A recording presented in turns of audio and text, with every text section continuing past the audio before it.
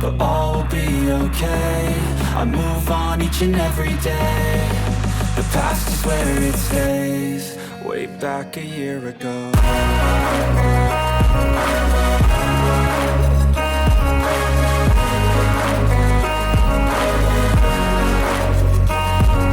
Hello everybody and welcome back to Nimbrails here in the US. Today I'm going to be doing a bit of a tutorial video on how to build a simple metro line. So I'm going to click on tracks, create stations.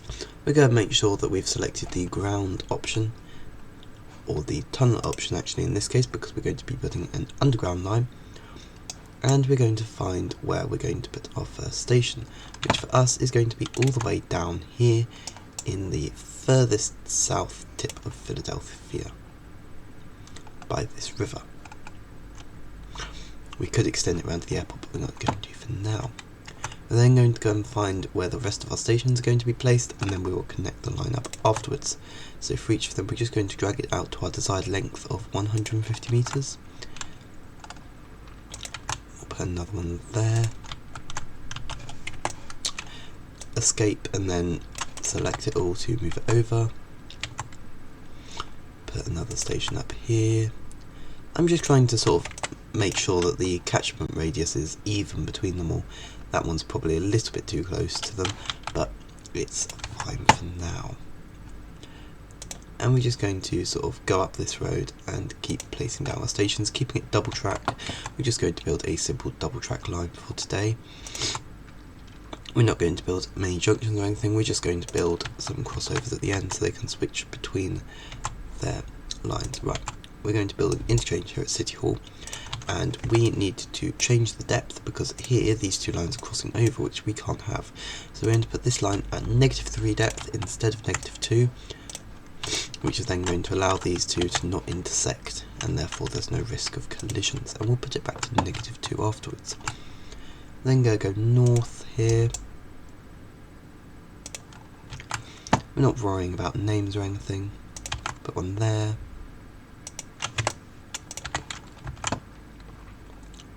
Pop another one up here. Another one here. I'm always looking to try and connect to other stations that have already been built where possible, so we're going to connect it here to Philadelphia North Parkway Station. We're then going to go north up here.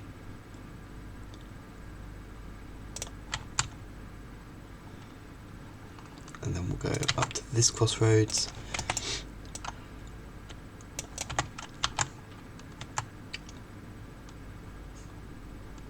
And we could put a station there, but I don't think we're going to have a line crossover there, so we'll just put this station on there. I'm saying there a lot, hopefully that's not too off-putting. Moving north, put a station there. This is a relatively straight line. We're just following this road. You don't have to follow a road or anything, you can just take it wherever you want to take it. And then at this point I'm trying to work out where I wanted to go.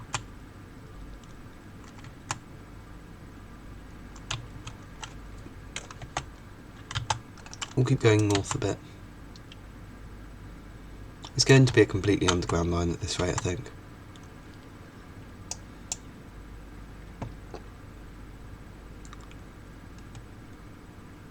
Yeah, it is. Right, we'll put another station there.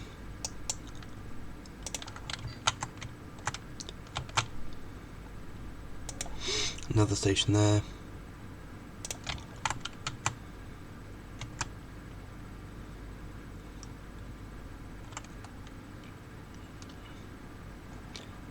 Benson East, we'll put a station in Benson East, and then I think Jenkintown is probably a good place to end the line. We'll put a station in the middle of Jenkintown, and then we're also going to go one further north because there's a train station here that we can connect up in future.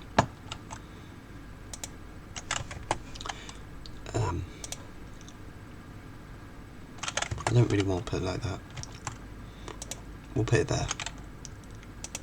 Now what we're going to do is we're going to select append to tracks or create new ones, and we're going to find the plus at the end of the station platform, and we're just going to click where we want the track to go, and then click on the plus again to build another bit of track, and then the two pluses will connect automatically.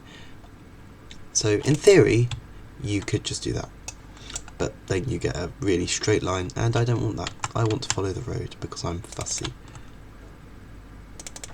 There's also a little option here to continuously append the track, so you only have to click once and then it knows you want to keep appending it rather than doing anything else. Continue to build south. Nice and simple.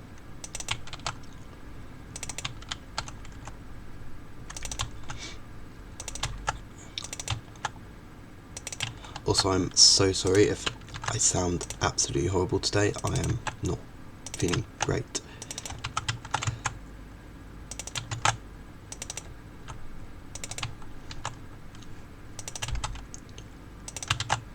Boom. And we'll just skip forward to where I've done this.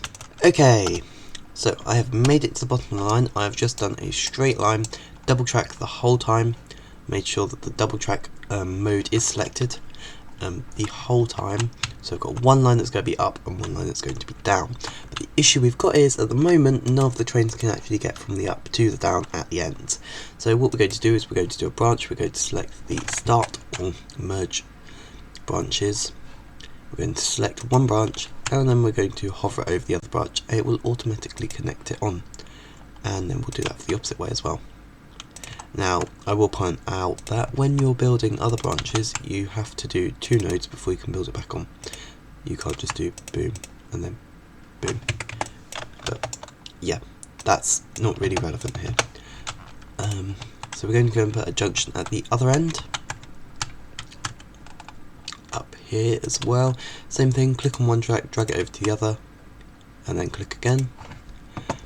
And then, because we've got junctions and there's a risk of trains colliding, we need to signal. So we're going to use a regular path signal, which just checks that the path ahead is clear, and if it isn't, it will stop the train. So we're going to put them on both platforms and one approaching it. And we don't really need to signal the rest of the line, because there's no other points where it could like crash as such. So we're going to put a block police, which means that this signal will only check if it's clear until there, and if it's clear until there, they will let the train go. It's not worried about anything else that happens afterwards, because if there's a train halfway down the line, it's not going to crash into it. And this signal means that the train has to make sure that the platform's actually clear before it goes in. Now you can do much more sophisticated methods of signalling, rather than just signalling one little bit there, and we'll do the same at the opposite end of the line. It's just going to be identical. Signal on each platform, signal out, and there. There are much more sophisticated ways of signalling, but I'm not going to show you them because they're not what you need to know for a very basic line.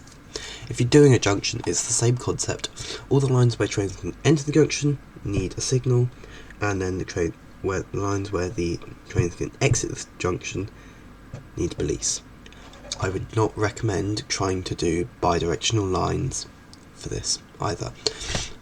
Which reminds me, we can put in some one-way signals to make sure that trains only go the right way down this line.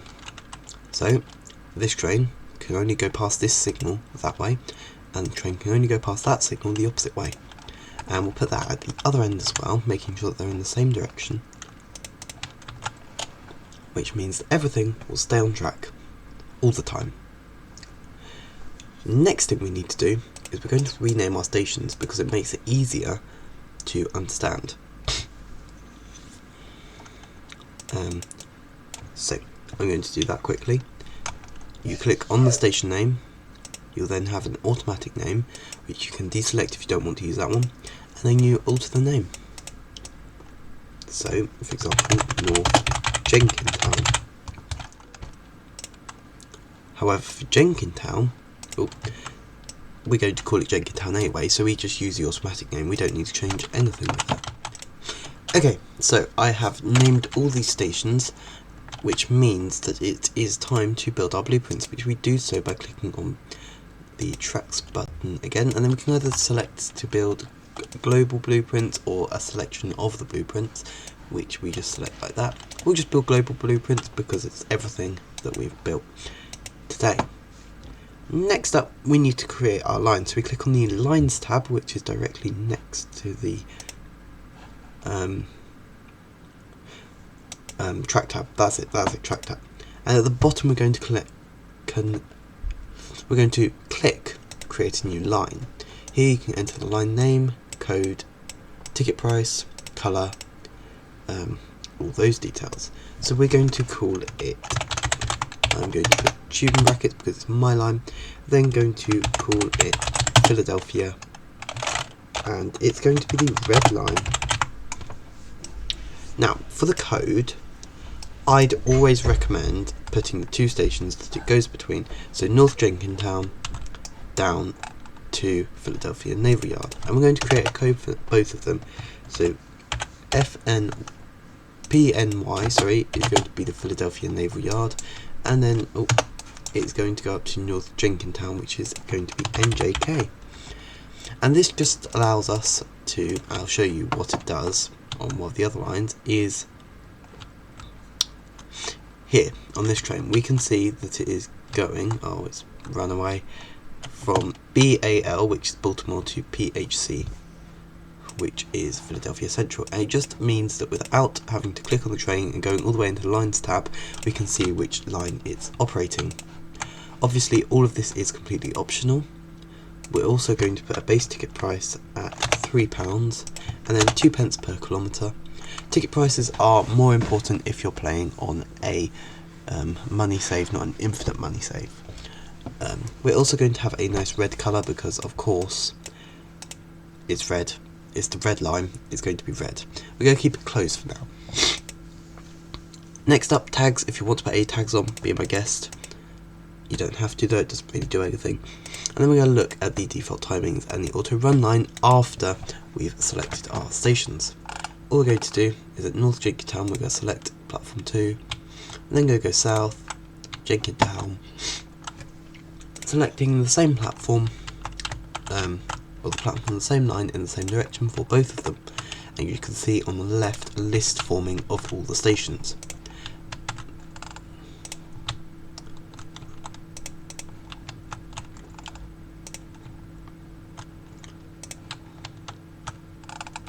Scroll down.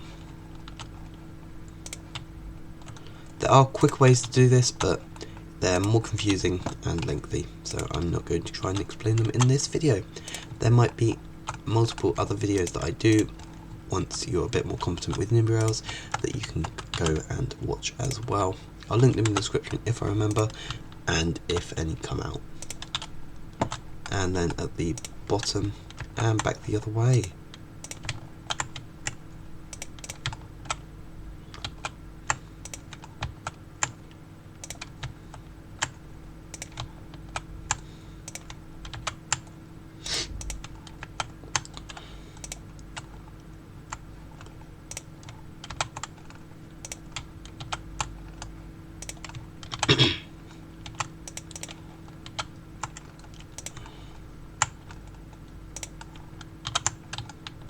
Oh, there we go, nearly missed it.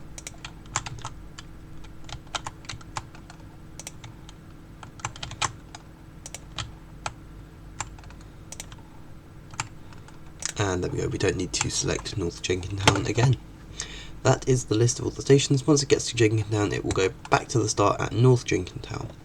Now, we need trains to run our line. And please don't scream at me, I am going to use a London Underground train.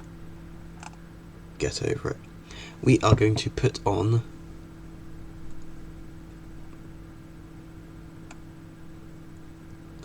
what are we going to put on?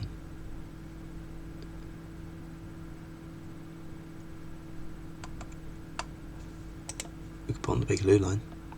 No, we're not going to put on the Bakerloo line because that will make it feel old. We are going to put on the 2024 stock, and we are going to make it not a double, we're going to make it 10 cars, which is 125 metres, so it will definitely fit in our 150 metre platforms. It's got 1,192 passengers that it can carry at any one time, and there's a bunch of other statistics here as well. Now, we're going to build one, and then we're going to do a little bit of maths. Yay. I want the line to run, how frequent is the blue line? Every 10 minutes. So we're going to run it every 10 minutes. So we probably want it to be, if we look at it, we can see it's going to take 1 hour and 18 minutes. So we probably want to round up to 1 hour and a half, which is then going to be 9 trains. So we're going to buy another 8 trains.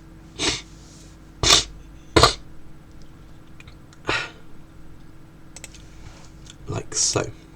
Now we want that value to be exactly 1 hour and a half, so we're going to select in default timings the line duration is going to be exactly 1 hour and 30 minutes. Default stop time 30 seconds is plenty, and the acceleration, braking, cruise speed, etc. doesn't really matter. Then if we go on to the extra stop time, which is where it sort of adds additional stopping time to ensure that it runs at the right duration, we only want that to be at the end stations. Give it a bit of time to turn around at the end stations, and then we're going to select on the station, and we're going to select custom duration wait in this stop, and we'll go down to the other end as well. Obviously, if you want to just set a random length of time, you can do so by changing the stop time mode to custom time or fixed departure if you wanted to depart at a certain time of the day.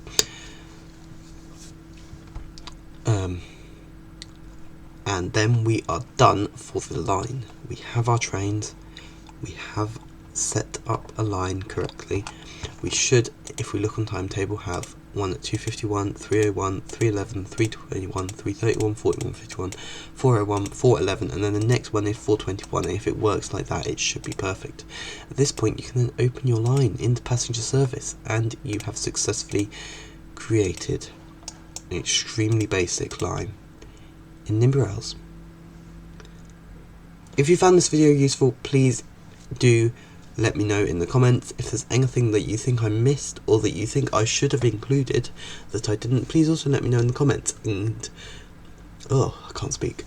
And also please do let me know what other Nimby Rails tutorial videos you would like to see in the future. So thank you very much for watching, and I will see you in the next video. Goodbye.